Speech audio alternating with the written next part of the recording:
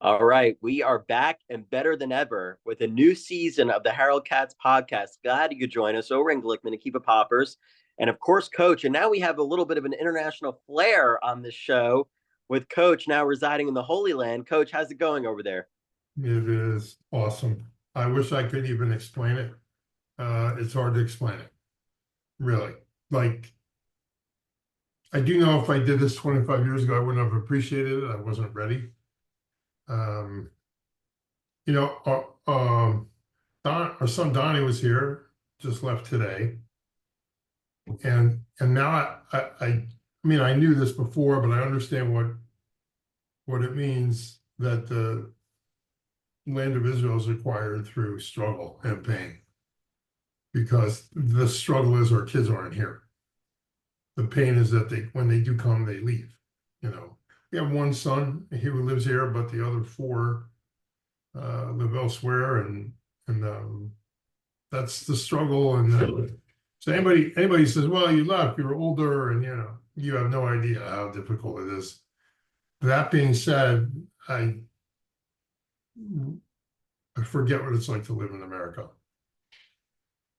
Truly, like, I mean, I forget what it's like in that, I know what it's like with all the nonsense, but I forget what it's like because every day over here, it's just a different life. And I think there's a disconnect between what goes on in America and what goes on here. I think like when Iran was sending us a couple hundred ballistic missiles, Pop sent me a text, as you saw, or that said, "Coach, I hope you stay safe," or whatever you said, Pop. And then I said, Jerusalem's under attack. I think we had 8 sirens that night, one after the other. And you remember what I wrote, Pop? You said something like, "Don't worry about it. God has our back." I just wrote, "Watch what God does." Yeah.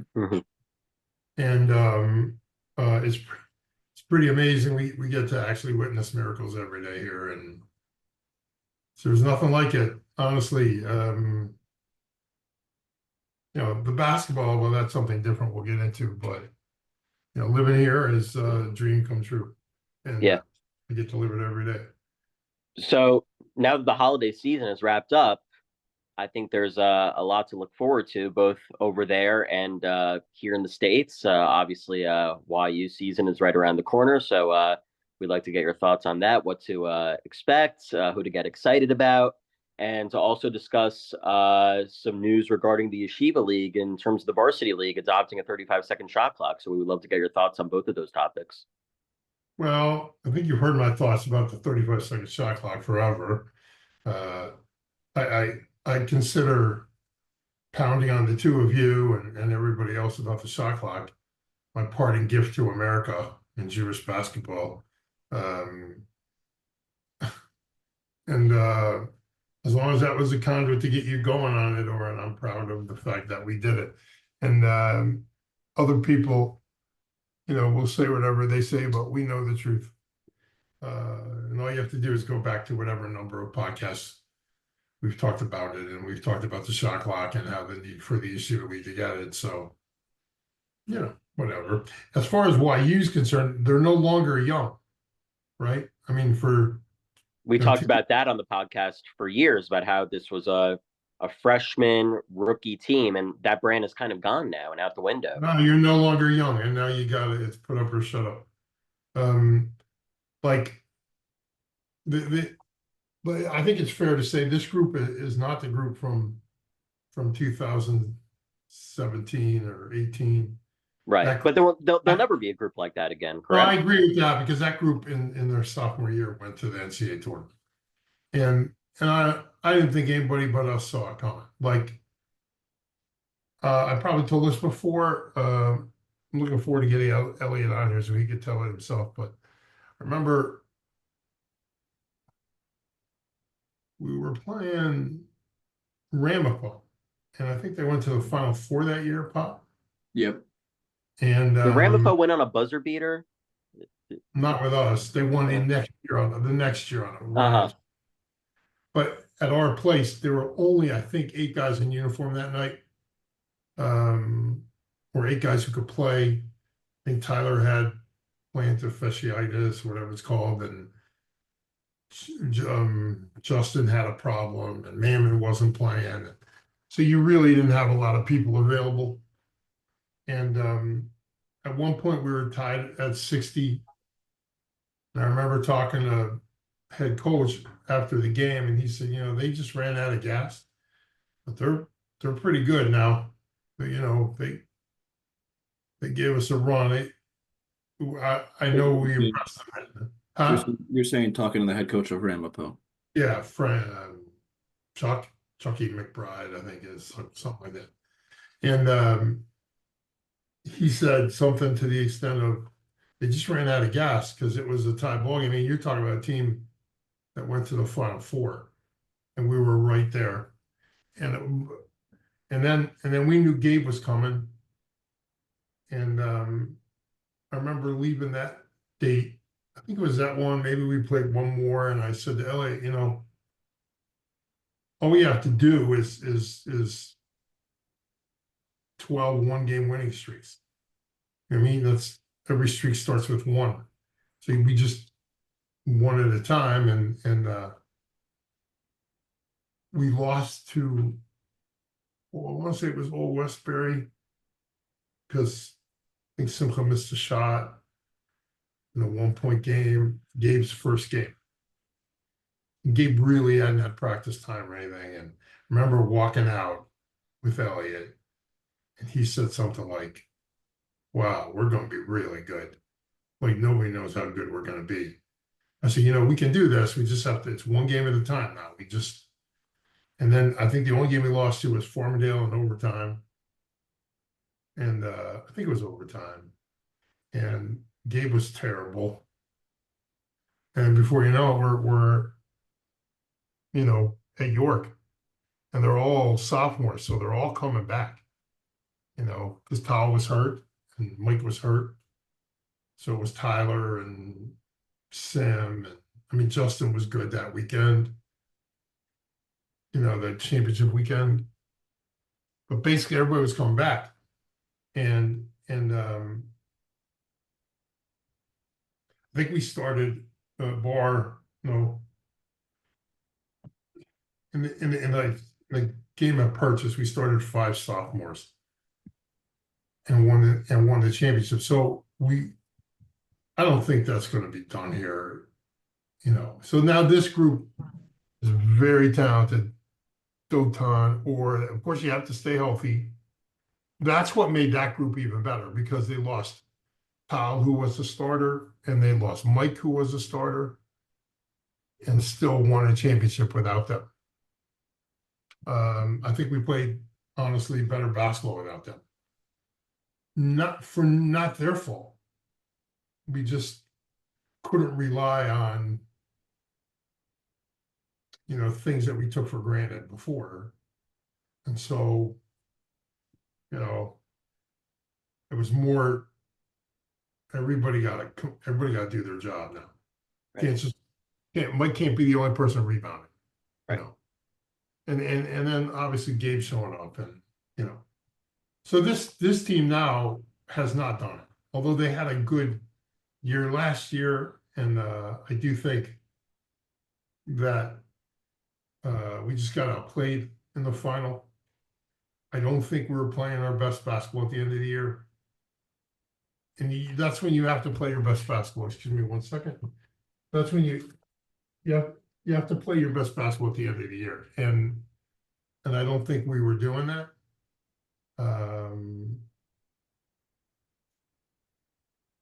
Now you have a chance. Look, you have a lot of improvement. Sevi, Max, guys have improved. Dotan, Orr is healthy. Couple new guys, size. They're very talented, but talent is just talent. Right.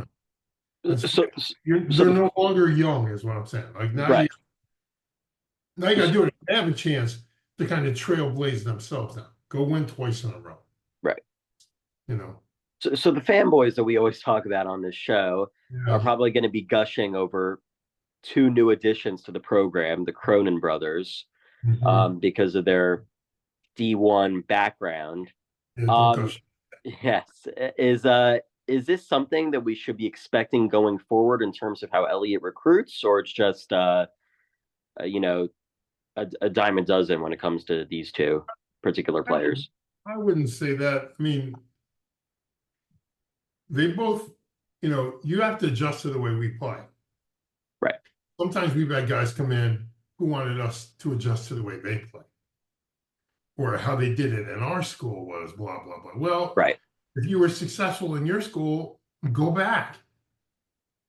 But here we do things different, and sometimes that was cause of major consternation. And you have to be careful who you bring in. And I think we brought in really good guys. I think the Cronin brothers, is that their last name, Cronin? Yeah. Have work to do. I mean, big kid's pretty good, guard's pretty good. I don't see. I mean, they'll play a lot, or they should. I'm not sure. They'll. I'm not sure they're going to start out to shoot. Just because it is a big learning curve. Pop, as you know, you've interviewed guys telling you that it is a big learning curve. Playing the way we play, and on both sides of the ball now. And in my opinion, this team should win twice in a row. Yeah. I do think you have one of the better shooters in America. And provided, Zeb and I have talked about this, provided that he guards the way he's capable of guarding, he'll be a special player. Max stays healthy all year, which would be first time he's done that. He's playing exceptional basketball right now. Roy seems to be healthy from jump. Dotan put on some muscle. Some freshmen are actually pretty good. As far as I can tell, maybe one of them will have a immediate impact. Yeah. Who is that in your opinion? Mayuhas. Yeah, assuming he's healthy too, because I know he had a health issue. Right. Oh, but remember, there's just not a lot of minutes to go around. You're going to play Right. Aura minutes. You're going to play Max and Zebi a lot of minutes. You're going to play Dotan a lot of minutes. You're going to play Roy. Should play Roy a lot of minutes. That's up to Roy. Mhm. You have, let's say you have 200 minutes in a game. Let's just say 120 are already taken up, at least 120 by 4 guys. So you only have 80 minutes left for whoever else is there. The Cronins, Yukas, who am I missing? As Effie, you're already at 9, and I know I'm missing Roy. a couple guys. You forgot Roy. Yeah, Roy. I mean, so there's not a lot of time left. And of course, there's foul trouble and whatever. They don't always play 30 minutes, but it's a close game. Zebi and Max are going to play more than 30. Right. So, but that's kind of how you have to look at it. And I think it's a chance to be great, or you could just be like everybody else. I think they have a chance to be great, and it really depends on working hard and getting stops. It's all about getting stops. This team will score. Got to get stops, and you can't settle for threes. Sometimes because of Zebi and Max and a couple other guys, it's not their fault. I mean, because we have them, it's happened with the Halperts too. We settle threes too much, and we always had to say, "Hey, let's go back to where we know the game's played, inside out." And if we can establish that inside out, it just makes everybody more dangerous. Playing the we instead of the me. So you're no longer dealing on potential. Right now, you're dealing on, you're older. So it is, you are who you are. Get to work, and they do have a chance to go back to the NCAA tournament, which that other team did not do. So Right. that This is, is so it's a given. Anything less than a Skyline championship is a complete disappointment for this group.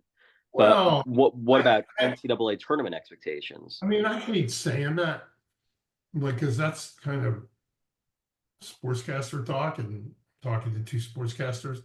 Right. But Can't fault me there. no, I don't. But I do know the kind of low IQ I'm dealing with when it comes to Touche. no, no. I mean, it would be a disappointment in that, this class was much heralded. Because you're much heralded, we figured come on in here and kind of do what was expected of you. I think their freshman year,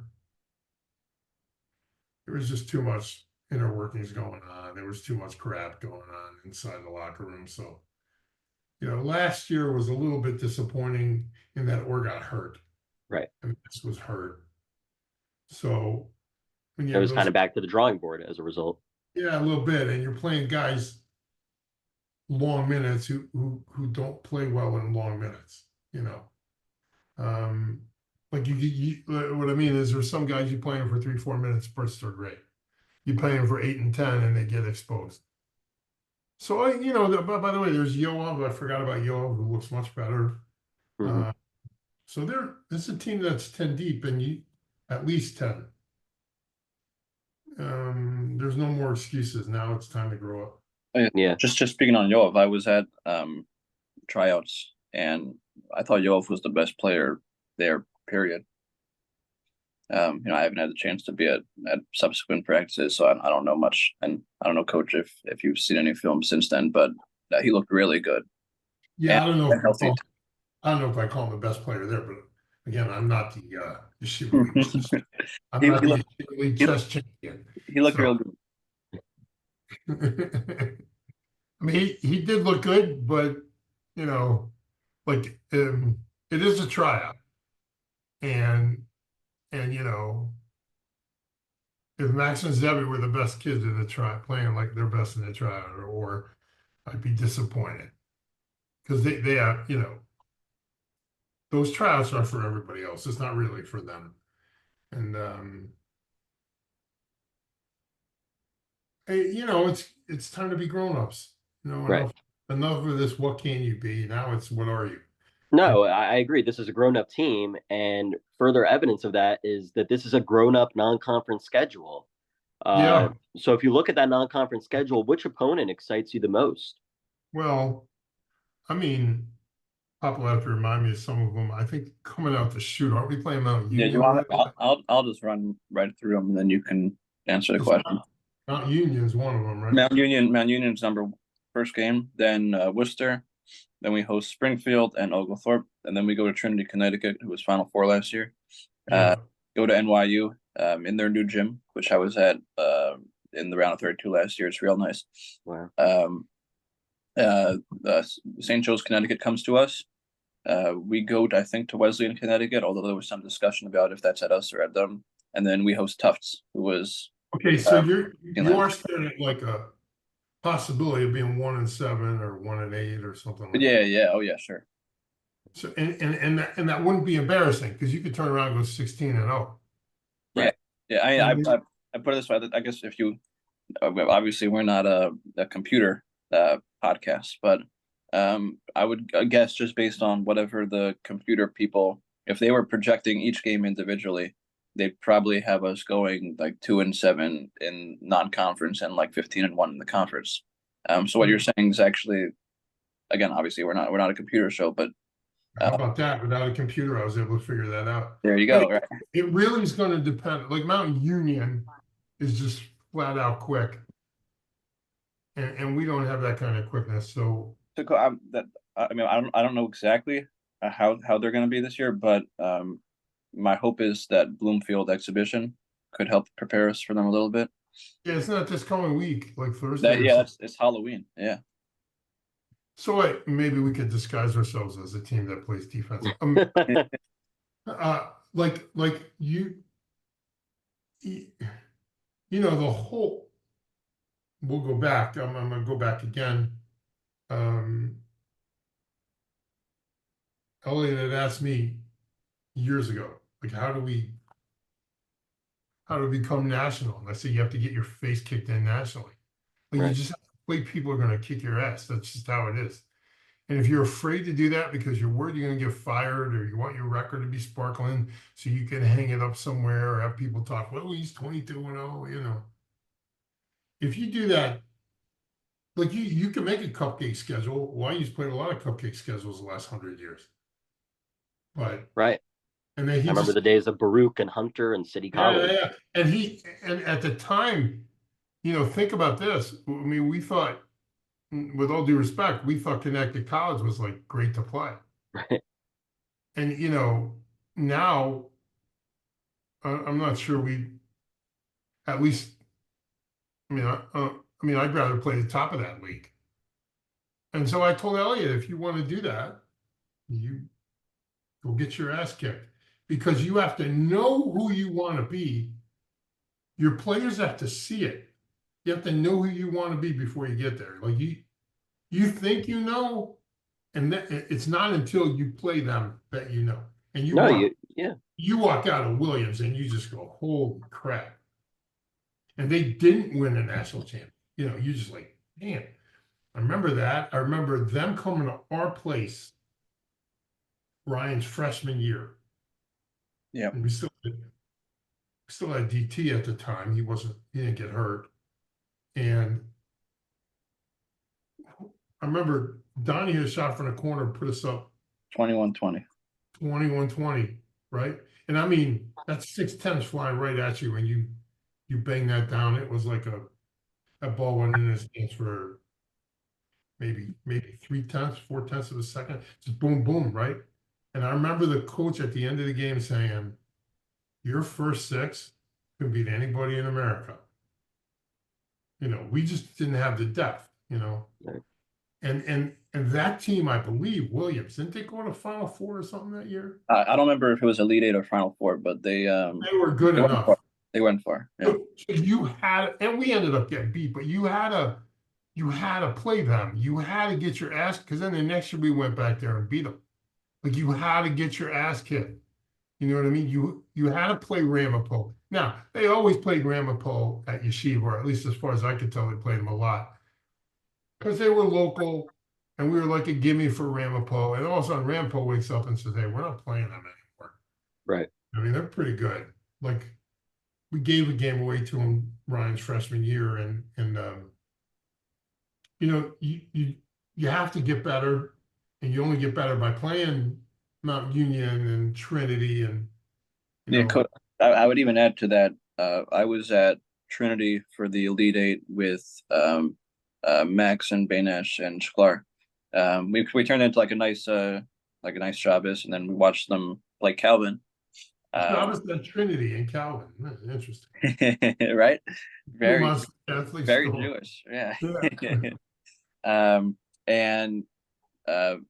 I mean, I guess it's different when you're not the team playing, because when you're the team playing and you lose, it's like, oh, we should have done this better, we should have done that better. When you're just watching two legit teams play and you get to see it from an outsider perspective, it teaches you a lot. And that was the game that Trinity held Overweight to nothing. He didn't score. And it's like this is how you play defense. Like you could see how hard Trinity played defense, and how deep up their bench they play. Like, everyone played defense. But that's not what you see. What you see is how we didn't play defense. Well, yeah. It's like what's that? It's like, oh shoot, we thought we were putting in effort, right? Right. So okay. I mean, I won't get into this part because I'm keep it my own kind of secret. But you think you're defending, and then you go watch somebody who's actually defending, and you just go like, how do we think we can compete on that level? And that's what these first few, like Worcester, strap up, boy. You're coming back from there. If you don't guard, you're 0-2 right out the gate. Mm-hmm. I mean, that you better defend. Like there's only so many 3-point shots you can make. At some point, they're gonna miss. If you don't rebound and don't guard anybody, it makes for a long year. Now, does that mean you can't win your league? No. Does that mean you can't go to the NCAA tournament? Of course not. One of the greatest coaching jobs I ever saw is from a head coach at Northeast Louisiana State, Mike Vining. I think they're called, what are they called now? I forgot what they're called now. Northeast Louisiana State is what their name was. And they started off 1-12 because he had to take all these guarantee games in Division I, you know, to pay for his program and to pay for other programs. So he was getting $50,000 or 30 grand just to go somewhere and get his ass kicked.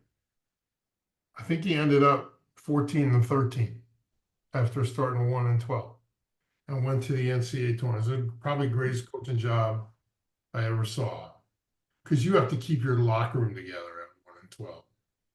I don't know. You better have mad leadership if you end up going 2-7. Like that's what I think that happened that sophomore year, right? With Donnie and Simcha. Mhm.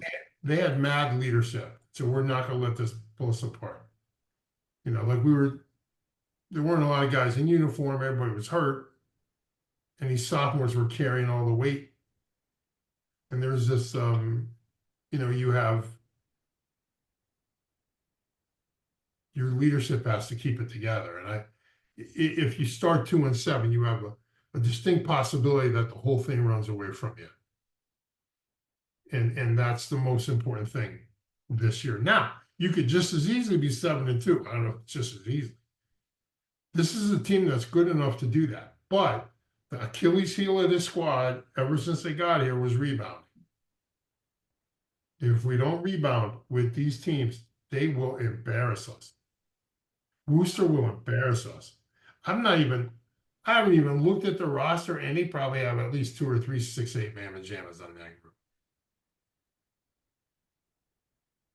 I know Pop's gonna fact check me. Yeah. But But it's I don't like know if they're that big, but Yeah. I mean, I don't know if it matters. I mean, if you can't rebound, you can't rebound, and we have to Exactly. rebound. Exactly. We have to rebound. But coach, you always say that the product you put out there in November can be a totally different product that's put out there in March. No question about it. That was my point. But no question about it. I loved playing teams I couldn't beat. Not that I couldn't beat, but I had to play really well to beat. And I always loved playing multiple defense teams early in the season because I didn't do that. I'm like, there's, you know, 2 schools of thought. There's surprise and change. That's what Dean Smith made a living on. You know, you have this defense and that defense and this offense, this press and that press, you know, 25, 35, you know, 45. That sounds like Mount St. Vincent. Yeah, well, Dean Smith and Mount St. Vincent is a little, and no offense, obviously. And screw that. Dean Smith and Mount St. Vincent. And then or you have simplicity and execution, which I've always been a fan of. Here's what we do. Here's how we're going to do it. You come to practice and watch it. You got to stop it. And if we execute and keep it simple, you know, we're going to beat you. And I can tell you what we're going to run. You can come watch us play. Coach, I would even suggest, I guess, tell me if you think I'm wrong. I mean, historically, the simplicity and execution isn't so much like this, but you even have that kind of idea with, let's say like a Redlands or what Whitman was with Bridgeland, where it's just like, hey, we're running the Patino press. Like, here's what we're doing. Stop it. Here's what we're doing. Execute. I mean, Nova Southeastern runs the same thing every single year, and all he does is win. right. So, just beat me. So like, it doesn't have to be something simple. It's just like, hey, we just do this one thing. This is Yeah. all we rep all the time. Well, I mean, but that one thing is simple. I mean, even if it's complicated, if you do it every single day, it's simple. Simple right? for you, right? Simple. I'm It's saying simple for you. It's not- hard for you to figure it, you know. So Yep. simplicity and execution. So I always wanted to play multiple defenses early in the season. So I wasn't going to play 1-3-1. I wanted to see teams who did. I wasn't going to play 3-quarter court trap. I wanted to play teams who did. I wasn't going to play a lot of zone. I wanted to see teams who did. So you would get all your work. And if you're playing your best basketball in November, December, you're a failure. Like you're just, now, you want to know what a failure is? That's it. That season's a failure. If your best basketball is November, December, and you're healthy, if your best basketball is November, December, you fail. Right. And unfortunately, there's some luck involved in regards to the injury component. Of course. But, create your own depth, create your own luck. Right? I mean, like, you're correct, but how are you executing, regardless of your personnel? Right. If you're turning the ball over 25 times in February, you stink. If you're giving up 100 in February, you stink. Right. If you're giving up 90 in February, you stink. And you're not purposely doing it. In other words, there's some times where you get a scouting report and you just go, well, they can't beat us to 100, so let's just make them. What was that team we played? Coach went to Montclair State. Moravian. And we just kind of said, they can't get to 100. Let's make them do it. So we were going to turn the ball over. We knew that. We were going to play a pace on purpose that we knew they couldn't get to because they had a cap. Well, it was kind of their pace. We were going to play their pace. No, we could win at their pace. Yeah, that's fine. We had the points and the talent to do it. Yeah. We were not afraid to play them, and they were really good. And we were not afraid to play at that pace because we didn't think they could get to 100, which we happened to do. And the only reason, I think the thing ended up being like 7 or It was I think it was 99-94. right, and only because they hit 2 threes in the last 10 seconds or whatever. You know what I mean? Like it was like a 10-point, 11-point game. So we just didn't think they could get to 100. We knew we could. So sometimes that's when your 90 comes into play. But again, that was early in the year. But I'm saying if late in the season, like I think we go to purchase, I think we win, 87, 81 or whatever, In the championship game? Yeah. It was Yeah, like 87, 81, something like that, yeah. You're giving up 80, but that's a conference opponent and you know them and whatever. But like we could get there. You understand what I mean? So like that's my point. My point is that you got to be playing your best basketball in February, March. That's why when Poppers bangs his chest in a couple of days because he beats Barkai. Had to get that in October.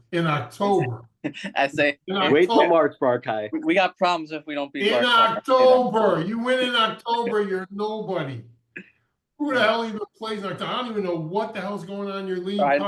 It's not a league. It's a Rubenstein preseason tournament. I'll tell you this: we did a scrimmage in September. We scrimmaged Flatbush in September. The hell are you doing? Well, the kids wanted to do it. I say it was good. It was good for us because we did, even though we got our butt kicked, we were able to see a lot. We were down. No, I really hope Pop is cutting down the nets at the end. We were also down 2 starters, so like we were down our best. Fly me a river. You're playing in freaking September. Coach, we're down our best 2 ball handlers. We're down our best 2 ball handlers, and they throw a press at us. And then it's like, well, we don't have any guys who can handle the ball now. So what do we do? Well, what I'm saying, like, it's silly, Yeah. No, for sure. Let's get to the shot clock. Like, it's silly. I think I don't know the commissioners of these leagues, but basically, commissioner of a league, if you are not putting the schedule together, whoever the commissioners are, I don't know, but if you don't make the schedule for your league, all you are is a data entry guy. I mean, that's all you are. Just put the times in, who plays who, and I don't even know if they do that. Do you have to do that, or do they do that? Pop and I have to do them. Yeah, we have to do it, and then they run it. All they have to do is call referees. Crap, you can do that your damn self. Like, all you do is call referees. Come on, man. Stop acting like you're the, like, dude, just do your job, your data entry. Just be quiet. Let the people who are competent enough to get athletic director jobs do their jobs. And just sit there and stop acting like you have the biggest one in the room. You know what I'm saying? I just can't stand, and it doesn't just go to Yeshiva League, by the way. It goes to every league. Right. Berman and Maryland, they don't play with the shot clock in the PVAC. Yeah. Well, I think they're doing it next year. So I think so in the PVAC. But here's my thing. It's not just a shot clock thing. It's just a pushback. If everybody wants to do it, sit down.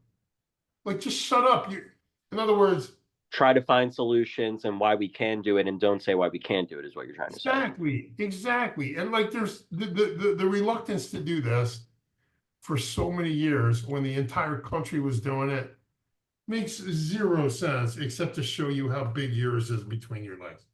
And no one's impressed by that.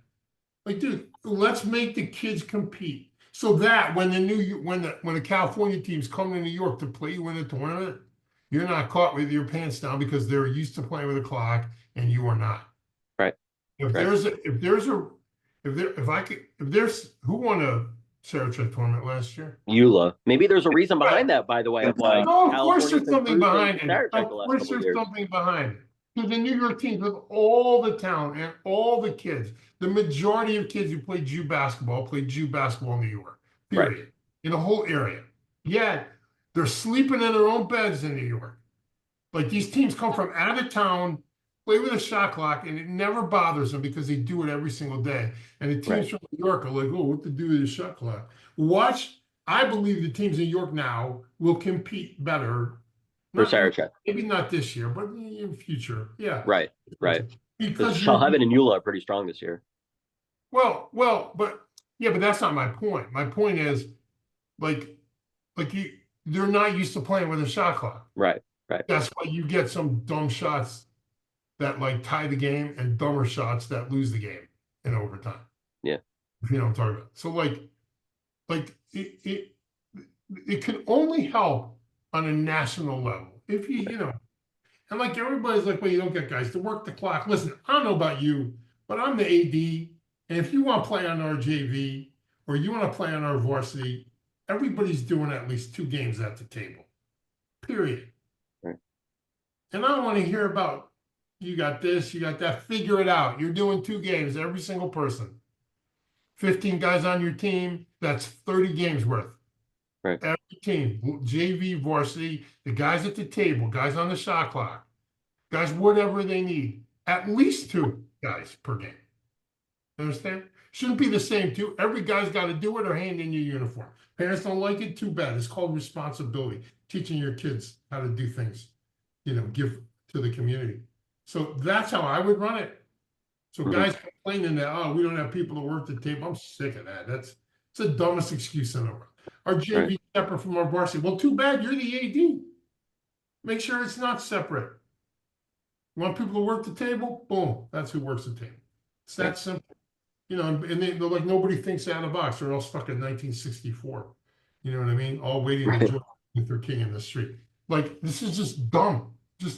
So I'm glad that the Yeshiva League's gone to the shot clock, and I'm still taking credit for it no matter what. Will you give me some credit for it? No, for sure. You definitely deserve to take a victory lap. Thank you. There are 2 more things I want to get your opinion on. Sure. And you can choose the order that you like to go in.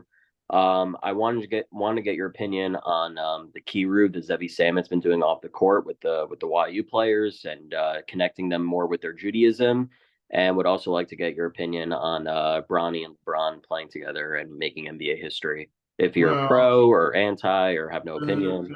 It's the dumbest thing in the world since the kid's not. I mean, who am I? But there are 100 kids in the G League better than Bronny James. Right. JJ Redick got the job because LeBron hired him.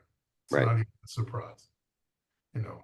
So it's bad for basketball. Well, you want to know the difference between a guy who's ready to play, a guy's not. Dalton Connect and Bronny James. Those are 2 rookies on that team.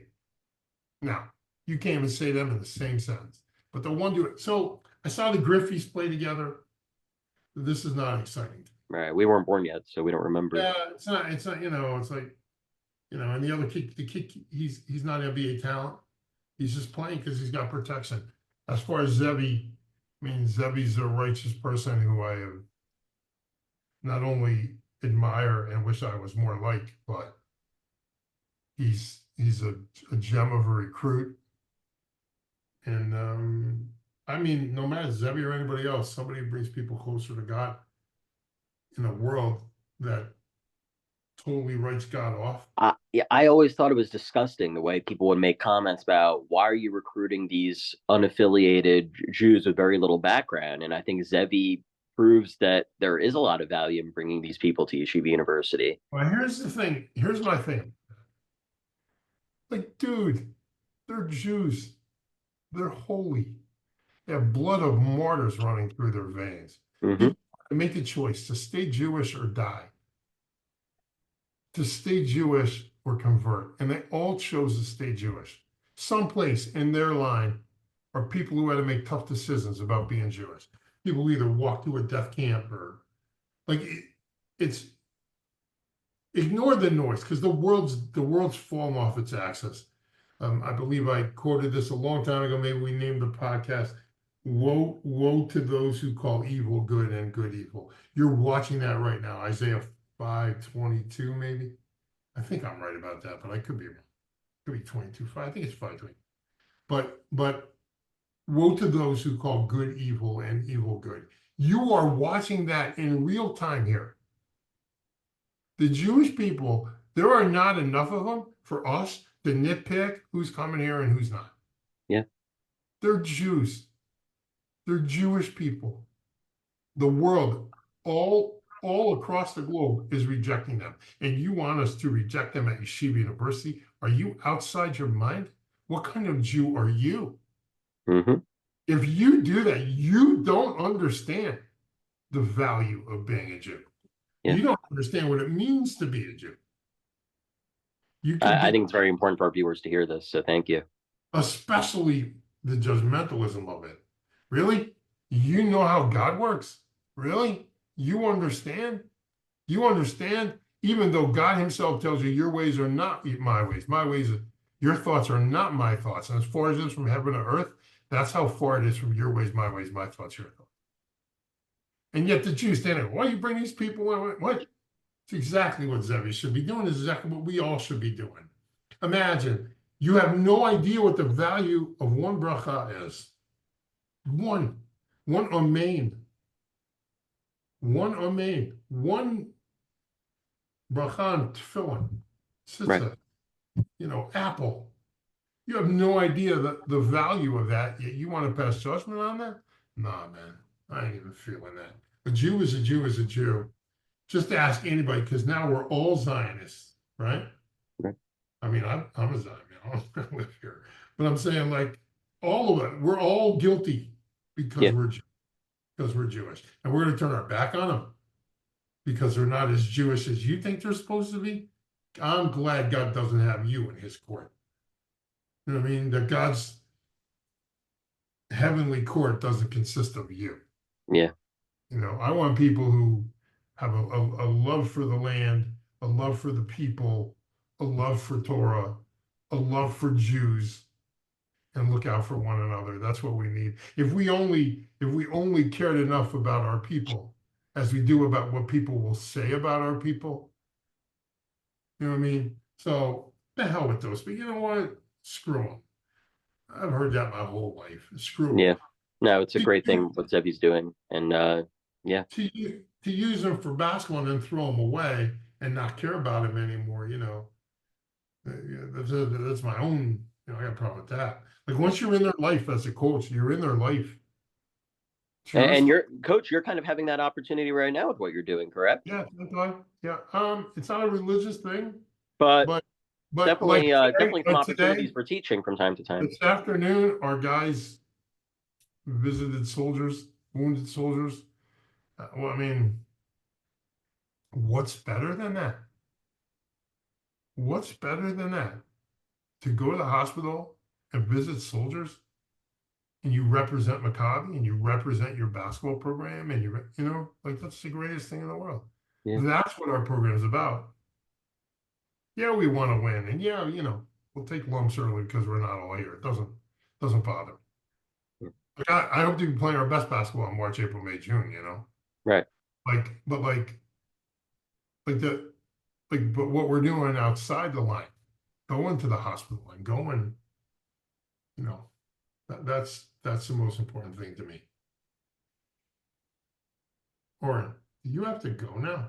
Yeah, I kind of had to leave a few minutes ago, but it's always hard to end conversations that are so enjoyable. But that will do it for episode 1 of season 3 of the Harold Katz podcast. It's great to be back on with Coach. and We'll get one- hopefully we'll get hopefully we another won't have a one. long break like last time. Yeah. Got to Well, keep it the happens viewers when- engaged. It happens when you have transatlantic travel. Yes, but we will continue to make this work. It's a pleasure being back on with both of you. Missed you guys a lot. Obviously, we keep the dialogue going all year round, but we'll hopefully be back with episode 2 in the near future. Thanks, guys. All right, guys.